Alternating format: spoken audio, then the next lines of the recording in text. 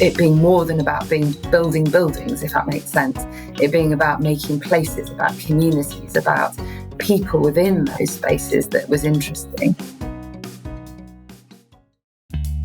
Purposely podcast, amplifying the stories of people who are making a positive difference to society and the environment. People inspired by purpose. Here's your host, Mark Longbottom. A really warm welcome to Purposely with Kate Brown, CEO of the Westminster Foundation, starting a career in property with time spent in Australia. Kate manages the giving of the Grosvenor family and the Grosvenor estate. Really interesting conversation, which you're going to thoroughly enjoy.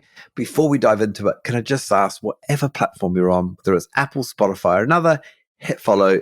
It'll ensure you get future episodes. Enjoy. This episode of Purposely was brought to you by Benevity, the all-in-one software solution that benefits employees, customers, non-profits, and society. Let's get back to the show. Kate Brown, a massive welcome to Purposely Podcast. Hi there, Mark. Lovely to meet you. Yeah, you're the CEO of the Westminster Foundation.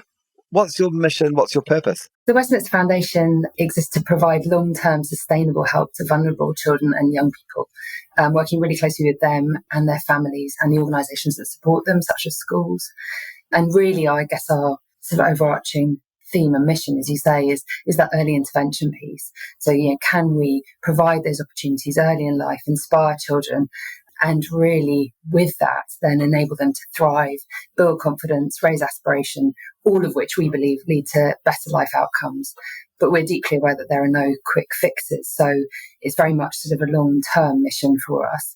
And hence why we've sort of chosen 0 to 25 years, because we sort of think of it very much across the generation.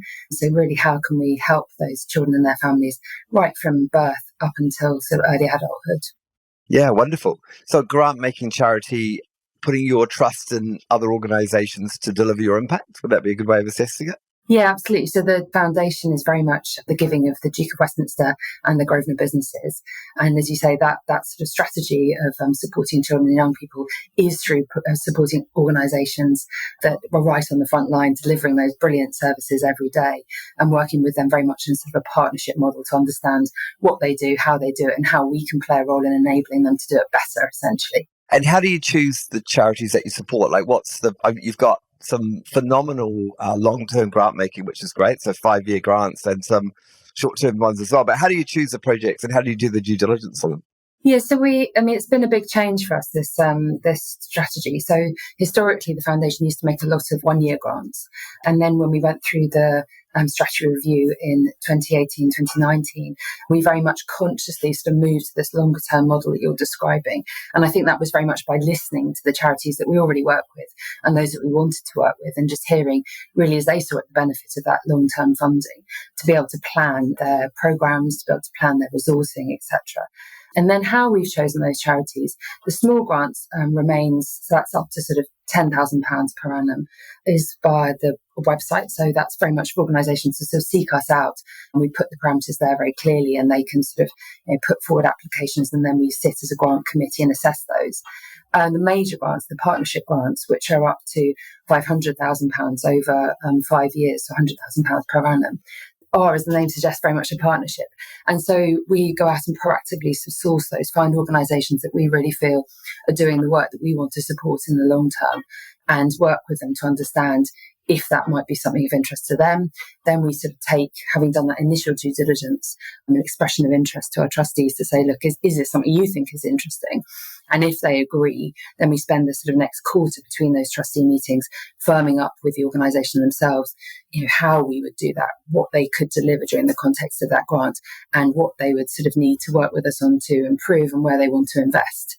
I have come across a couple of charities in the past. So Onside stood out to me. So in-person youth work delivered in, sort of iconic centres around the country. So wonderful. Tell us a bit about the history and sort of heritage story of the Westminster Foundation. Well, the foundation's existed since 1974. So it will be our 50th anniversary next year. So it's very much a sort of long-term, historic foundation, family foundation.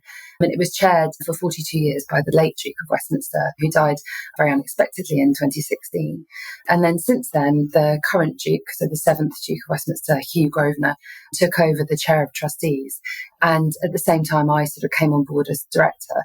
And we've been working very much together, really, to recast that strategy.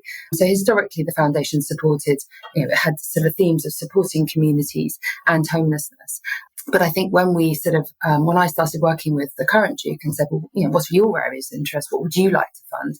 Initially, a lot of what he was talking about was homelessness and mental health. But when we started sort of unpicking those issues and rural issues as well, with sort of cohorts, workshops essentially of charities, funders, policymakers, then it was very clear to us that actually a lot of the issues that underpin those themes were really established early on in life. And actually, if we could provide that early intervention, then a lot of those more systemic issues, we could play a role in hopefully preventing some of those. And that was very much what we heard from those participants was, well, actually, Westminster Foundation, the one thing you do is really long-term investment and you're geographically focused. And actually those two things specifically mean that you're very well positioned to have this sort of long-term impact and make that investment. And actually, to the Duke, that felt really authentic and exactly what he wanted to do, because the family, if nothing else, have always been very, very long-term investors in their communities. And, that to him felt entirely authentic and exactly in keeping with his sort of family values and the way he wanted to approach this. And it was interesting because we had a few challenges back to us saying, well, it won't feel the most rewarding initially, because you won't be able to say, we've taken this many number of people off the streets and we've put them into jobs, for example, in your sort of next year's report. And the Duke's response to that was, no, absolutely. We'll look at it over the course of a generation, and that's the sort of way we want to approach this. So it has very much been an evolution of that strategy, and we're still sort of evolving the strategy as we go, and we're arriving at the sort of 5-year mark now, whereby we're sort of at that maximum distribution under the strategy. So where we've sort of been slowly growing it and our expertise at the same time, and the team, to do that in a sort of responsible way that felt achievable. But so we're nearly at 5 years now on the new strategy. And I love that, matching your sort of philanthropic approach to the sort of, history of the business, if you like, or to the investment. And for our sort of global listeners that may never have heard of the Duke of Westminster, gives a little bit of a context in terms of like landlord to millions. Well, I suppose what most people internationally know Grosvenor for is the Grosvenor estate, which is Mayfair and Belgravia. For those international listeners who might not even know those names, I suppose it's sort of, the Oxford Streets of the world, up to sort of Park Lane. So in lots of those sort of names that are better known around the world in London. And so the ownership has been very within the family for a very, very long time, since it was swampland and developed many hundreds of years ago. So very much his sort of long-term legacy. But the original family money came from tin mining. So the family has, and the business has evolved over time from sort of tin mining to property, and increasingly is continuing to evolve with Grosvenor AgTech, so sort of a new AgTech investment fund. And that's, again, is just a new chapter and a new evolution. And very much sort of, I suppose, the foundation and the giving of the family is also following in that vein. This is obviously, as I said, an established family foundation, but at the same time now really sort of in a new chapter. Yeah, and I think huge responsibility, I guess, on your shoulders, but it's also, I think it's a brave thing for private family foundations to kind of put their name above the door and to go out very publicly with their grant making, their impact. And, is that sort of a change of strategy? Like it seems to have taken a more of a public profile, would you say, in recent times? Yeah, I think Grosvenor, the business, has always sort of held itself up as wanting to report in the way that a public company would, and hold itself to sort of the same standards almost. So I think in some respects, the foundation doing the same, to me, felt like quite a sort of natural evolution. But as you rightly say, it was a conscious decision. So when we recast the strategy, we very much said, look, we really want to start to, lift the lid and tell the world what we're doing. I think the family historically has been very, very good at getting on with doing the right thing, but never really talking about it. But I think in the sort of the world of social media, there's very there's much less room for that. And in many ways, we wanted to be on the front foot, and also because we felt that by doing so, we could hopefully, inspire others and collaborate with others if they knew what we were doing, what we wanted to achieve.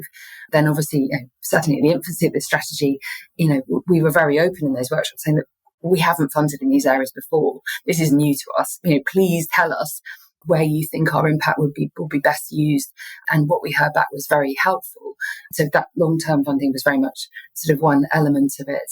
And that geographical funding again. And also this idea that actually Westminster Foundation, you bring so much more than just your funding. Actually, if you could start to play a role in sort of really, helping us as charities to change the current environment in which we're operating, et cetera, et cetera. And so that's the bit we've been keen to really understand and work with them to sort of evolve, because I think that sort of systemic change is really interesting. And that's very much, it plays into another thing which they said to us, which was sort of this whole assets approach. As Grosvenor, which obviously, you're essentially the arm of giving for those businesses. The foundation, is giving on behalf of those businesses. Then there's this whole property portfolio. What else could you bring that, would be possible with that? And so I think that sort of made us think about it in much more of a sort of whole assets approach as they sort of framed it, which was very helpful.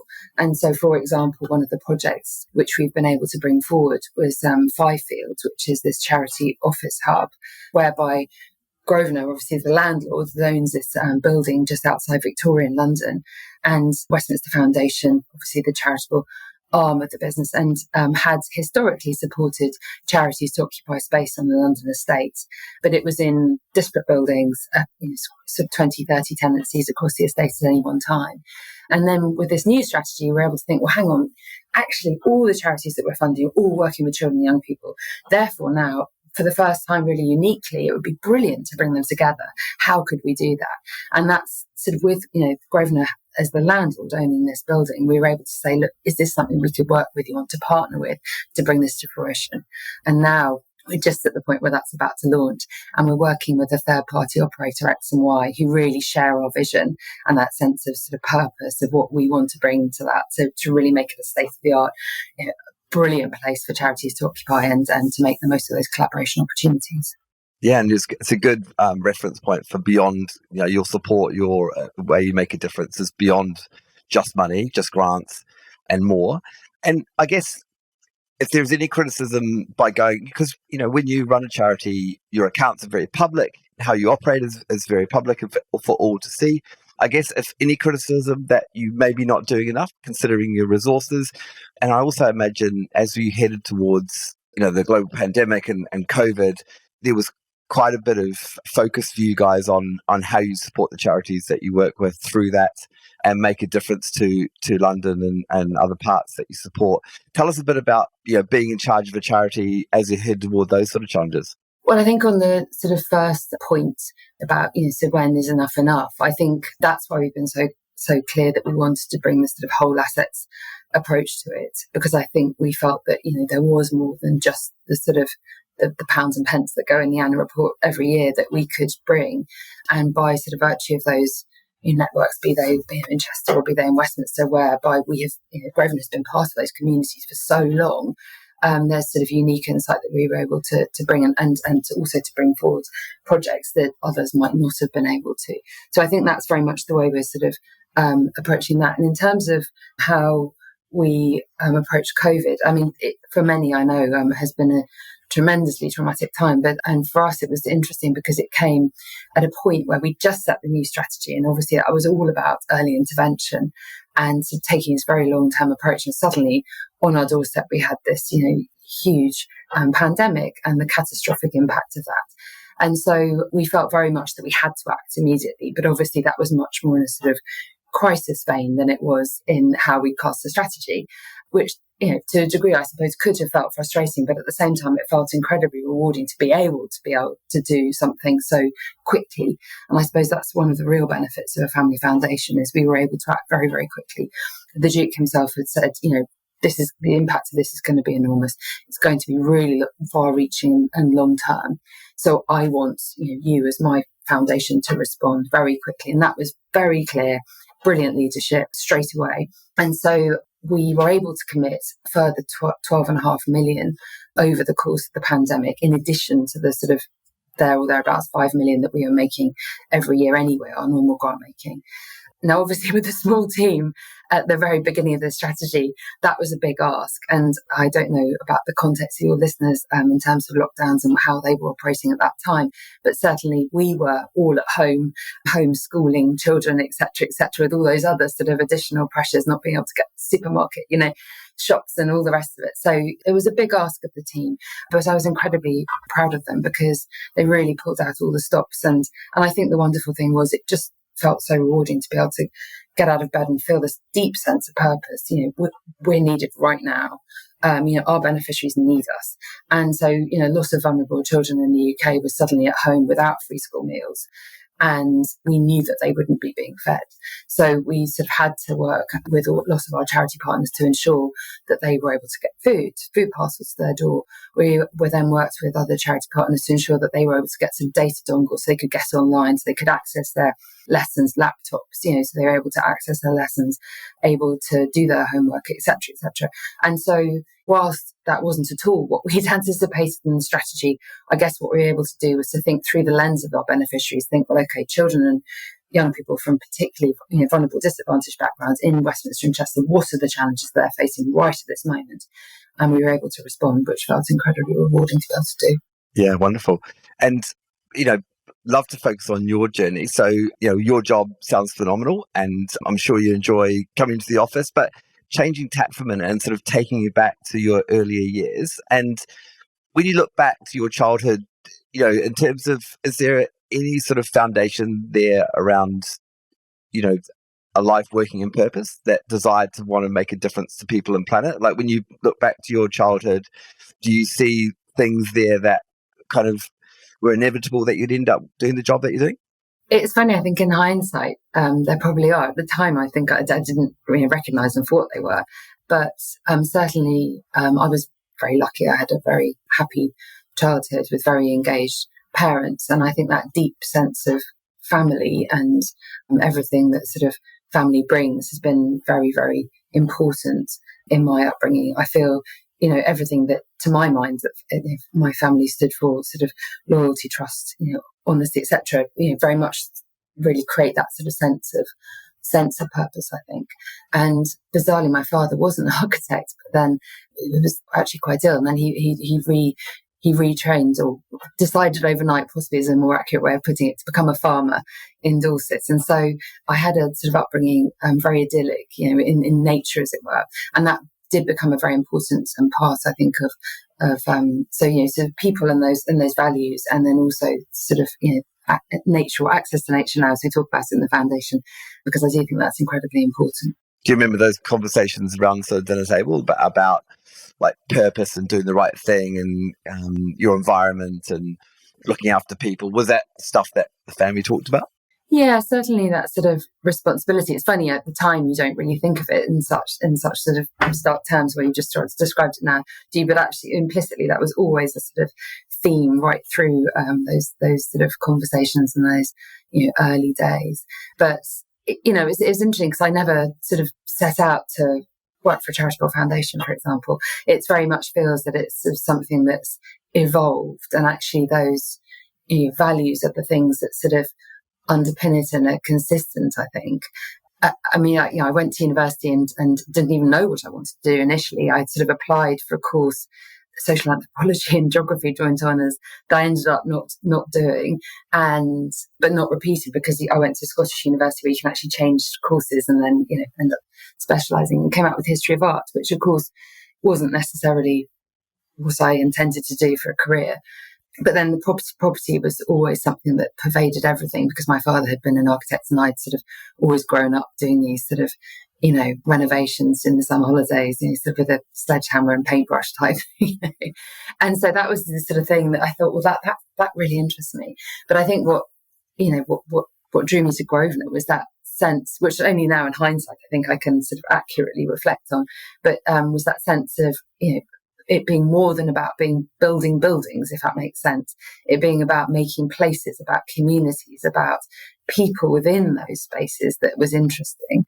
And so that's really what I think drew me to Grosvenor. And obviously my early career, both as an asset manager, initially on the Mayfair estate, and then latterly as a development manager, in Liverpool One, which was one of the, at that time, sort of biggest urban regeneration scheme in Europe. But, it was very much thinking about how do you do that through the lens of the people who live there? How are you going to create a great space for them to live and work in, and allow that community to thrive? Because you've worked for Grosvenor for a long time, right? So we're talking a long time. Most of your working life. Were you? So as you said, you went to St Andrews Uni, didn't you? And you came out of there. You had some other work that you did, but were you aware of how important that job interview or that connection that you made, like this opportunity that presented itself? I'd love to hear a little bit how it arrived and how you got it, and your awareness or lack of awareness about how big an opportunity it was for you. Yeah, I think probably not sufficiently aware. At that time, I'd gone and done, I'd sort of managed to do work experience at lots of different firms to sort of really, because as I say, I really didn't know what I wanted to do. And Grosvenor was one of them. But at that stage, they had no graduate intake as such. And so I did do the sort of typical graduate milk round. And then fortunately, a role came up within Grosvenor, which they then sort of contacted me, having obviously met me, and I'd worked with them for a number of weeks, said, is that something that would interest you? And so I interviewed for it, never really having thought that could lead to a long-term placement, because they didn't have a graduate intake. So I think I was very fortunate from the outset, really.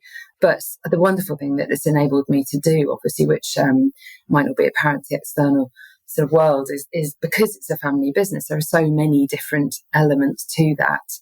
And so it was possible to really move around and try different things within that, and really work out what was important to me, what I found interesting, and also critically just to always have a new challenge. I think when I felt like I needed it. So part of that was moving overseas to Sydney for 10 years, which obviously was a total life change, but at the same time still working for Grosvenor, but Grosvenor Australia as was then. And so I do feel incredibly lucky to have had all those different opportunities. And that then led, because Australia was such a sort of leader at that time in the vanguard of sustainability, to me taking up the inaugural role of Group Sustainability Director, and then sort of latterly returning to London in that role. But I think the more that role went on, the more it became not just about environmental sustainability and design, but also so much about sort of social sustainability and communities. And actually then the sort of step into the foundation became quite a sort of natural stepping stone, I think. Albeit that I did go back to university. Did you? Yeah. So actually twice with Grosvenor. So initially I joined having done history of art, and they put me on an evening course to do real estate at City University, and then latterly to do a course in philanthropy, grant making and social investment. So that has again been a brilliant thing about being here, is that they have always invested, and that investing in people, I think, is sort of a theme. But just having that opportunity to change and have the training to support it was very much very, very lucky to have done that. Yeah. And how has it changed you, like as a person, like working in purpose and like you say, focused on social impact? I think the sort of, as you're alluding to right through this podcast, the sort of the personal and the professional constantly sort of interplay and align. And I think now, being a mother to 3 children, having the ability to work for a foundation that, champions life chances for young children is so powerful. My children are incredibly lucky, as I was incredibly lucky, but yet the children we work with every single day don't have those opportunities that I largely took for granted. And that is such a powerful thing to be able to do, to really work with those communities to understand, well, what is it, you need? What are you not able to access? What would you like to do? And so a lot of what we're doing now actually in the foundation, this sort of why I say I sort of feel, although we're 5 years into the strategy, we're just at the beginning, we're really starting to double down on that sort of youth voice in our grant making, to really understand, well, what is it that young people in Westminster want? Are we actually meeting their needs? So we've got a brilliant young man working with us at the moment who's helping us to sort of work with those communities to really understand through the lens of a young person, what is it that we could better do to serve those communities to ensure that young people and the next generation, that 0 to 25 cohort, have those opportunities. So I think I'm going off piste. No, I think led by young people, or led by the people that you serve, I think it's really important. Absolutely. Speaking of those young people, so how young are those people in your life, and do they know what mum does? They're 14 and about half a foot taller than me now, which is slightly annoying. My son, 10 and 6. So, they certainly know that mum gets up very early and goes on a train, et cetera, et cetera.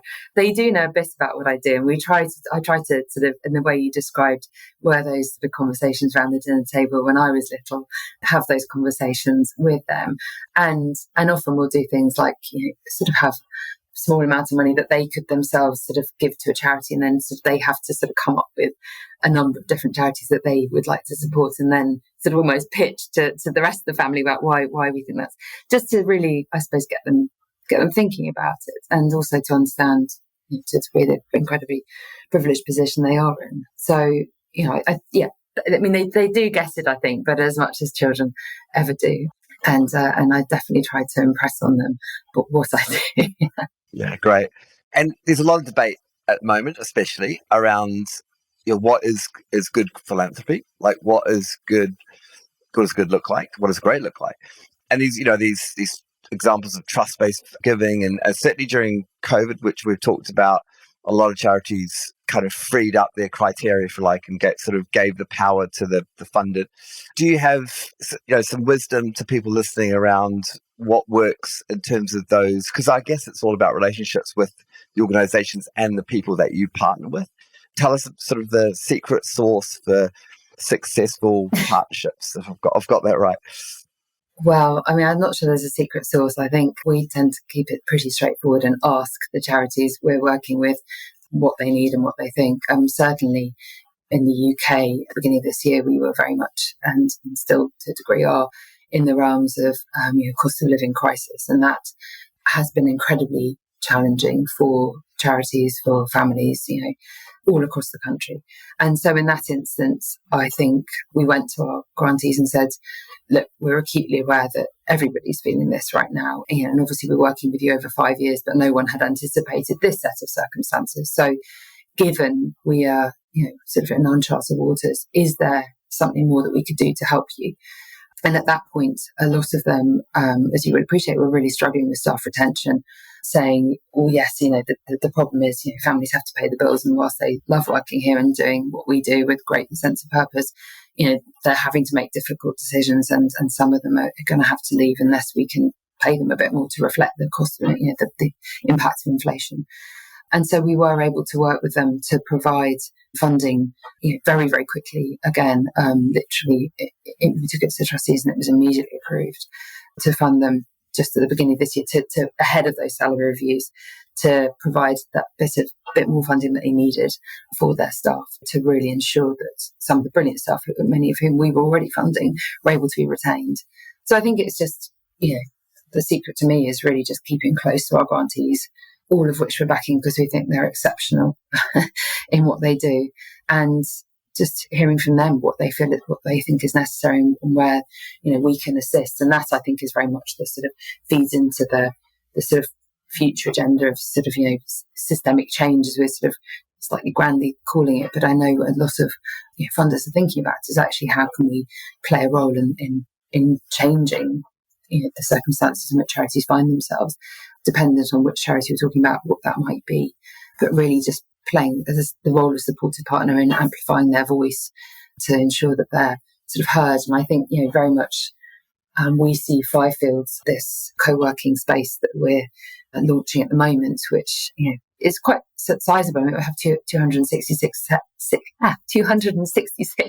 charity desks within it, which will host a number of different charities. We yet to know the number, but 20 plus, and really start to sort of engender that collaboration. So I guess it's, from our perspective, it's setting up the conditions almost for that to happen, and those interactions to take place. And then with the third party provider, the X and Y, who are going to be the operator, really working with them to think about the events program that we can then orchestrate with those members within Firefields, with those charities who will come in and say, look, what is it you really want to hear more about? How can we help you, with that, to sort of really bring about an events agenda that will help you bring about that change that you want to see. Yeah, wonderful. I mean, so many charities struggle to get funding for core costs. So, that project in particular looks like it will save those charities significant amounts of money, and they can invest that money in impact, which is great. And like you said, paying the staff, market rate, but also creates a point in which they can collaborate, right? So they can get together and share best practice, if you like, or the way of working. I mean, it's interesting because we had always anticipated doing a project of this nature, whereby we brought together the charities under, so I say always since the beginning of the strategy review. But I think actually coming post-COVID, in some respects, it feels even more needed than ever, because a lot of the charities that we support are either in the awful position of having to give up space because they just don't feel that that's an overhead that they can cover right now, or sort of, still in a lease, but feeling that it's very much, they can't commit to a long-term lease of sort of 5-10 years, whatever historically it might have been, and needing that additional flexibility. And I guess what this model enables them to do is, we have sort of 3 different types of desks. So one is sort of private studios, whereby you can sort of, shut the door, that's your office.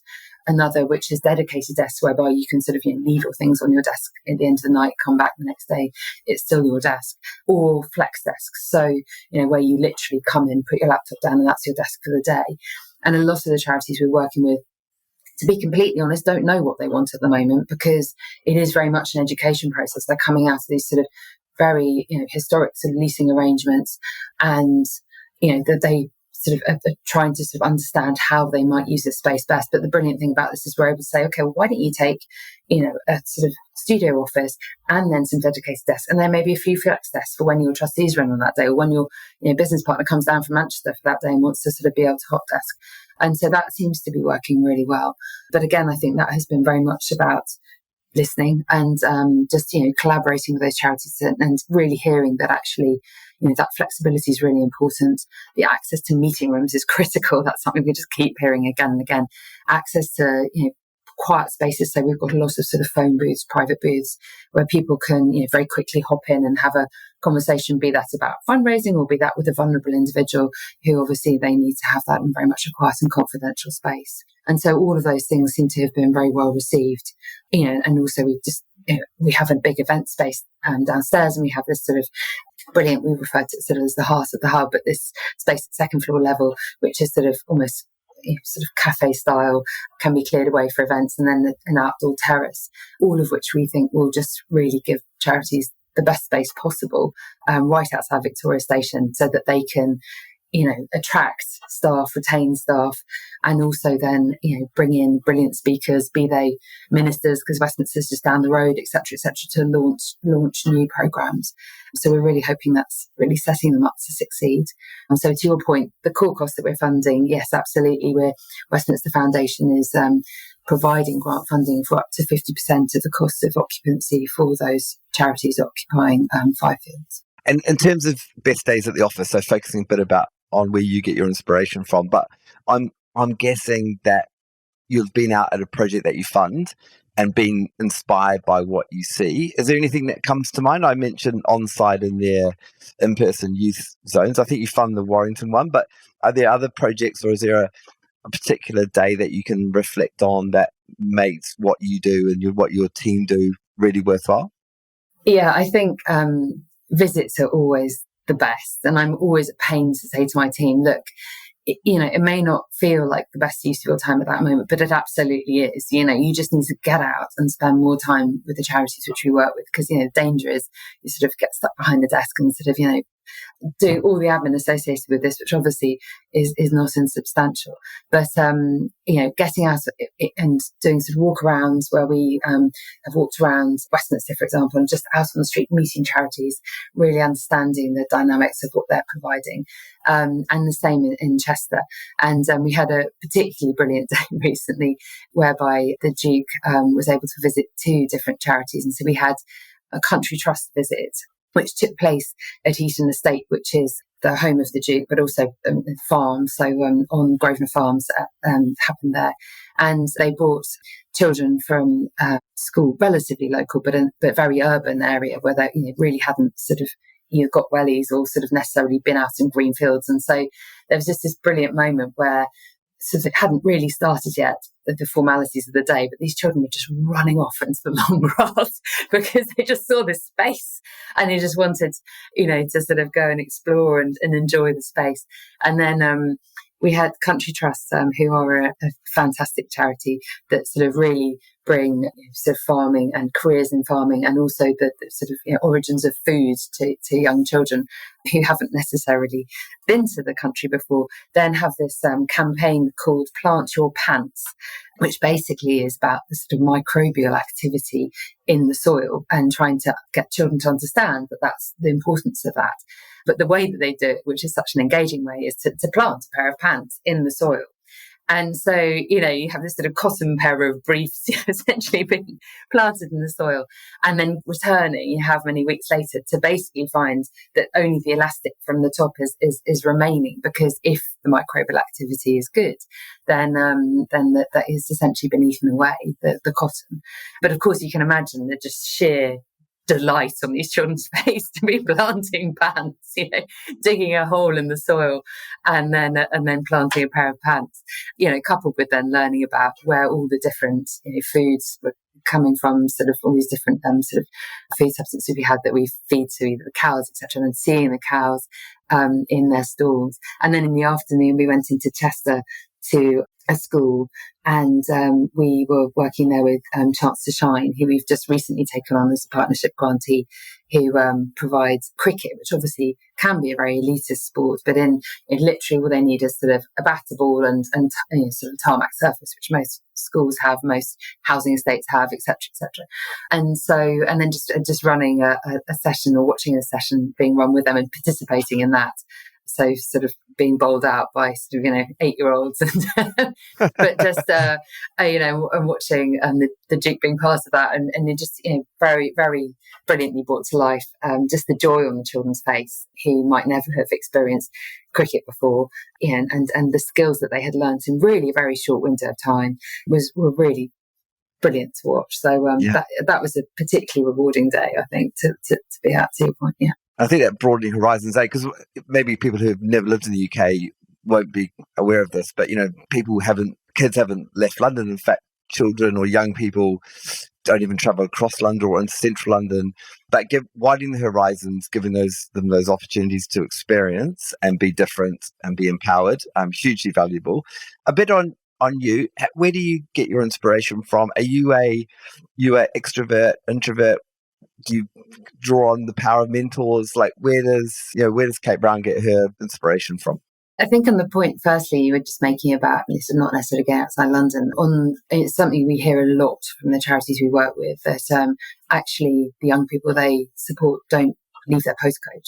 So not only do they not leave London, but they don't actually leave their postcode. So they won't necessarily cross the road one way, and that's something that we're always consciously trying to address. One of our partnership grants, for example, is with 3 different youth clubs, which are all based in Westminster, but are all within different areas, and really trying to encourage them to collaborate, to offer programs that could serve all of that sort of cohort of young people, that they then encouraging them to move between the clubs to essentially start to break down those barriers and start to encourage the children to see, sort of essentially a wider horizon, that these are all areas accessible to them. And similarly, I guess, just sort of taking that to another point, we work with a brilliant charity too called Passion for Learning, which has those sort of career palaces. And again, so bringing lots of children from lots of different schools together to basically demonstrate to them. That tend to be primary school children, but the careers that are out there. So to really widen their horizons, think, more broadly about what they could do, and make them realise that actually this is all accessible to you. There's no cap. There's only the limit is only your aspiration, essentially. Then where do I draw my inspiration from? I mean, I think I am sort of in actually all these character profiling types that you do very much affirm this. I sort of odd mix of introvert and extrovert, I think. So I'm sort of very borderline in that respect. I think I do get a lot of energy from people, and I love getting out and seeing our grantees. I love the sheer energy of the children when we meet them, and just that, seeing the world through the eyes of a child is so powerful, be that my children or be the children we sort of support through the foundation. Because, in many ways, a lot of the limitations we put on ourselves in later life aren't there in that sort of very joyous, sort of way that they address the world. So definitely I get inspiration from the grantees we work with and the children that we support and my own family. And then I think, the introvert element is more, we, like I think the rest of the world now probably are doing this sort of hybrid working.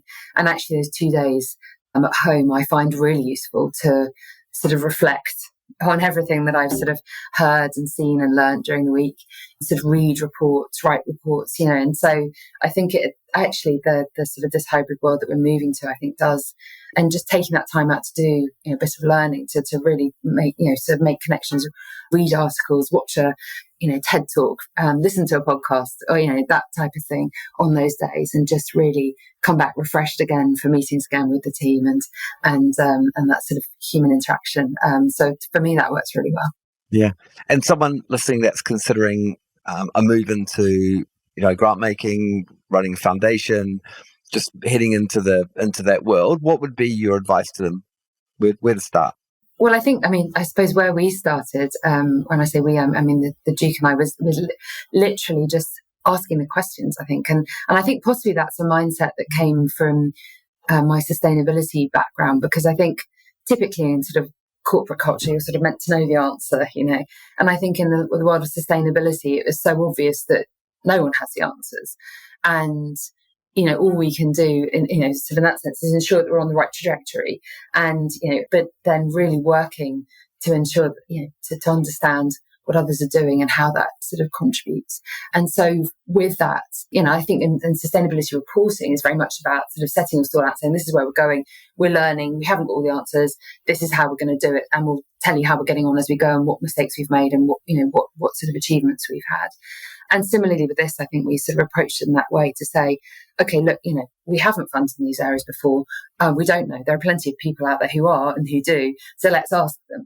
And I really feel that served us very well. And those people, all credit to them, were incredibly generous with their time and energy, helping us think about how our giving could be most impactful.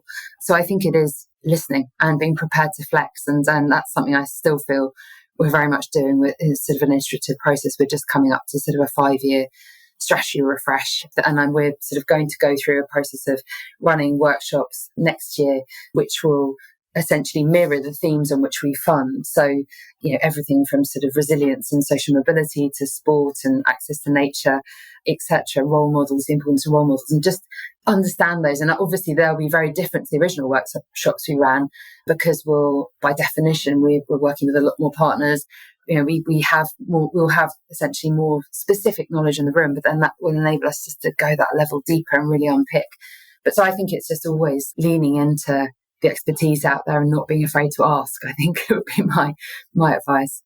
Yeah, it's superpower of listening. I think people don't listen enough, right? So I'd certainly agree with you there. Kate Brown, massive thank you for joining me on Purposely Podcast. Oh, it's been an absolute pleasure. Thanks so much, Mark. Thanks for listening to Purposely Podcast. Please subscribe and leave a review. I hope you like what you're hearing, because I sure do.